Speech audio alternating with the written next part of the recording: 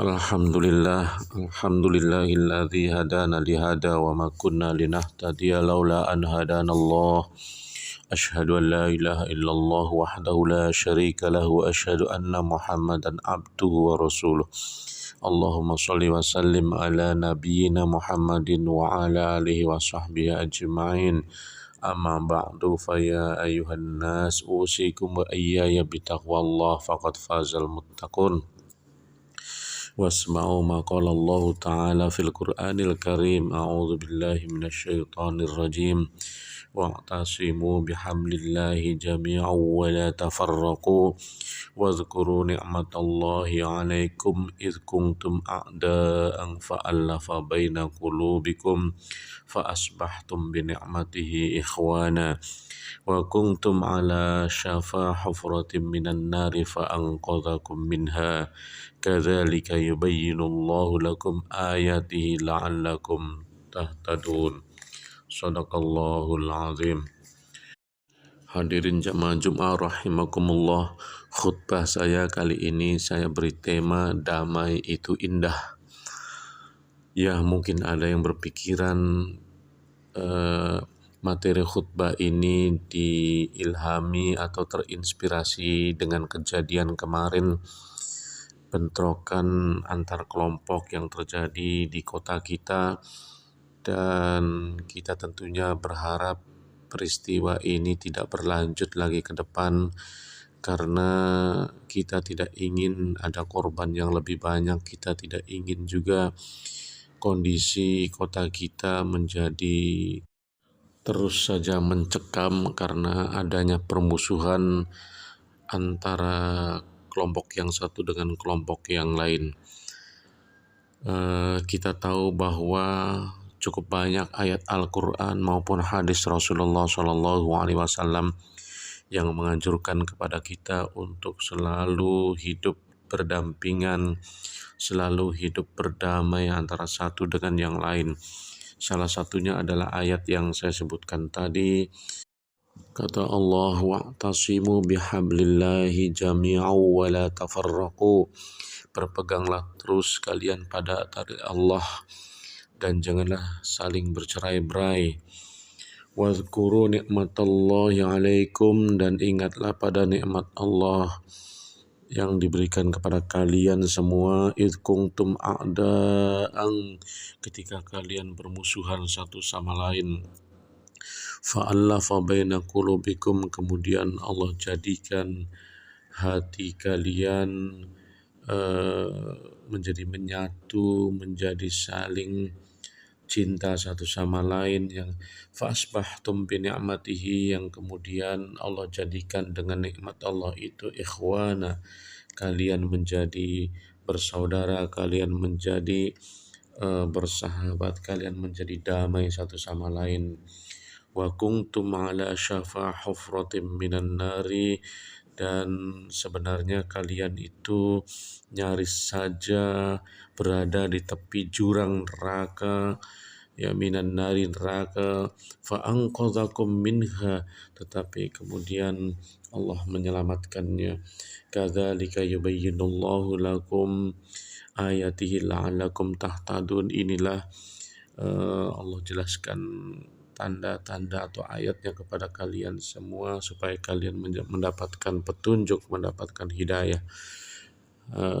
Saudara-saudara kaum muslimin rahimakumullah, kita apalagi di Indonesia ini begitu banyak keragaman, begitu banyak perbedaan antara satu dengan yang lain. Banyaknya suku bangsa di Indonesia, banyaknya agama yang ada di Indonesia, banyaknya perbedaan bahasa yang ada di Indonesia ini. Ya, perbedaan bahasa juga ini kalau tidak bisa kita memahami satu sama lain bisa menjadi satu permusuhan. Karena kadang-kadang kalau kita amati, menurut bahasa yang satu ada satu kalimat itu kalimat yang sopan, tetapi menurut suku lain bahasa tersebut bagi mereka misalnya sesuatu yang kasar atau sesuatu yang jorok dan lain sebagainya. Itulah sebabnya perbedaan-perbedaan yang ada ini tidak ada kata lain kecuali kita harus bisa saling memahami satu sama lain. Bahkan ada seorang ulama sepuh di Indonesia yang memang kita ini harus menjalin 3 ukhuwah. Ukhuwah Islamiyah, ukhuwah watoniyah, dan ukhuwah insaniyah. Kita harus menjaga hubungan persaudaraan sesama umat Islam karena satu keyakinan, satu agama dengan kita tentunya. Kemudian kita juga harus menjaga tali persaudaraan dengan teman, dengan saudara kita yang sebangsa dan setanah air, meskipun berbeda agama dengan kita, karena mereka adalah saudara kita, satu bangsa, satu negara. Kemudian kita juga pada dasarnya ajaran Islam juga ingin mengajarkan perdamaian bagi seluruh umat manusia di bumi ini. Makanya ada ukhuwah insaniyah. Kaum muslimin rahimakumullah, kalau kita hayati ayat yang saya sampaikan tadi, sesungguhnya kita harus benar-benar bisa waspada terhadap hubungan antar manusia ini, hablum minan nas ini. Karena kenapa? Karena ayat ini juga ada yang menafsirkan bahwa permusuhan yang pernah terjadi di zaman Rasulullah itu ya sebagai ulah sikap kejahilian, kebodohan. Kemudian ada kalimat yang menyebutkan wa kuntum ala syafa hufratin minan nari. Ini kalau kita hayati betul, permusuhan itu berdosa. Permusuhan itu bisa mengantarkan kita pada jurang api neraka. Makanya saya juga selama bulan Maulid kemarin selalu berkhutbah, ceramah di mana-mana untuk kita saling bisa memahami satu sama lain, antara yang memperingati Maulid dengan yang tidak memperingati Maulid. Toh sama-sama punya dalil, sama-sama punya landasan, sama-sama punya ayatnya, sama-sama punya penafsiran yang sangat kuat dan semuanya benar. Yang memperingati Maulid juga ada alasannya, yang tidak memperingati Maulid juga punya alasan. Tetapi jangan sampai semuanya benar, semuanya sama-sama sholat, sama-sama menyembah Allah, tetapi kemudian kita terancam oleh api neraka hanya gara-gara permusuhan. Jadi masuk nerakanya nanti bukan karena benar atau tidak yang kita laksanakan, tetapi karena permusuhan di antara kita. Itulah sebabnya ajaran Islam menekankan sekali untuk kita hidup berdamai satu sama lain. Maka dari itu melalui khutbah kali ini juga saya ingin menyampaikan kepada kita semua, marilah kita sebagai orang tua, kita didik anak-anak kita. Jika ada di sini yang berprofesi sebagai guru, sebagai dosen, kita didik murid-murid dan mahasiswa kita. Di samping pelajaran yang menjadi tupoksi kita, tetapi juga kita sisipkan pelajaran-pelajaran budi pekerti, pelajaran-pelajaran akhlak. Di antaranya adalah pelajaran-pelajaran yang cinta damai. Kita bentuk anak kita, murid kita, mahasiswa kita untuk memiliki karakter yang cinta damai. Maka ajaran-ajaran yang perlu kita sampaikan kepada mereka di antaranya adalah pertama, tentang tawaduk, tentang rasa rendah hati, tentang kita tidak boleh sombong terhadap orang lain. Wala tusa'ir khaddaka linnasi wala tamshi fil ardi maraha. Janganlah kalian berjalan di muka bumi ini dengan penuh kesombongan. Kita tidak boleh juga ketika kita berjalan kemudian kita tidak nengok kanan kiri. Siapa tahu ada di samping kanan kiri ada saudara kita, ada orang lain. Ya minimalnya kita pamit, minimalnya kita bilang permisi. Itu merupakan bagian dari tawaduk dan rasa rendah hati. Dan rendah hati juga ada seorang sahabat yang mengajarkan kepada kita Meskipun kita punya kedudukan tinggi di kantor, meskipun kita adalah orang kaya, tetapi begitu keluar rumah, sejak pagi hari sampai kita masuk ke rumah lagi, setiap kita melihat manusia lain, kita harus ada memiliki perasaan bahwa orang lain itu ada kelebihannya yang saya tidak punya. Meskipun orang itu misalnya pemulung atau penjual ikan yang mungkin berkeringat dengan baju yang agak compang-camping, sementara kita ini seorang pejabat yang parlente, yang gagah, yang bersih, yang rapi, yang harum. Namun ketika kita masuk menjadi sosok yang tawaduk, hati kita mengatakan bahwa pemulung tadi punya kelebihan daripada saya. Penjual ikan tadi memiliki kelebihan yang saya tidak punya. Siapa tahu pemulung tadi, meskipun mereka mencari makan dari sisa-sisa yang kita buang, sisa-sisa yang tidak kita pakai, tetapi dia punya hati yang ikhlasnya seperti mutiara, sementara kita mungkin resah terus hatinya, atau kelebihan-kelebihan lain. Hadirin kaum muslimin rahimakumullah.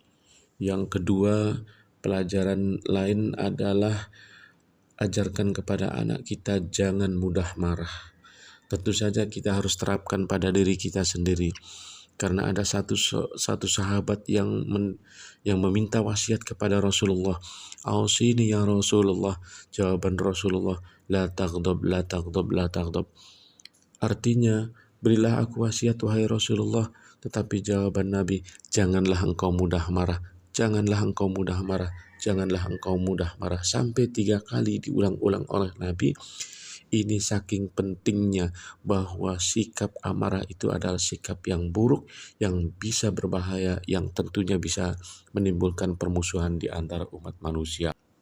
Maka dari itu mari kita buang jauh-jauh kebiasaan kita yang misalnya masih memiliki kebiasaan mudah emosional, temperamental, dan sejenisnya. Kemudian pelajaran yang ketiga, misalnya kita didik anak kita agar bisa saling memahami satu sama lain. Mereka berbeda dengan kita, tetapi kita memahami perbedaan itu. Ini sangat penting. Dan ini sudah dicontohkan oleh para ulama Indonesia ketika baru saja merdeka negara ini. Di mana kita tahu bahwa Pancasila itu aslinya sesuai dengan Piagam Jakarta, itu bunyinya sila pertama itu adalah ketuhanan yang Maha Esa dengan menjalankan syariat Islam bagi para pemeluknya. Nah, sila ini diprotes oleh mereka, oleh saudara kita yang non-muslim. Mereka tidak ingin di dalam sila pertama itu ada kalimat atau kata-kata yang berbau agama Islam atau agama tertentu.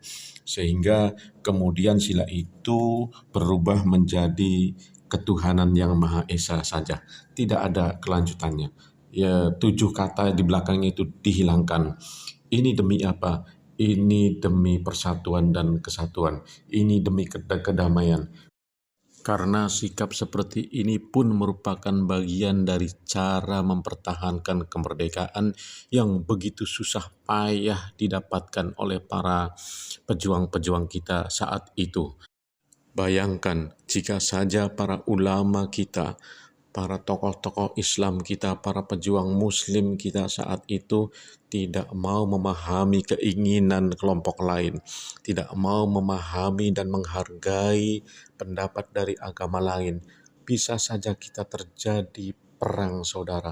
Bisa saja itu yang kemudian menjadi warisan dari para pejuang kita adalah saling berperang satu sama lain meskipun itu adalah saudara sebangsa dan setanah air.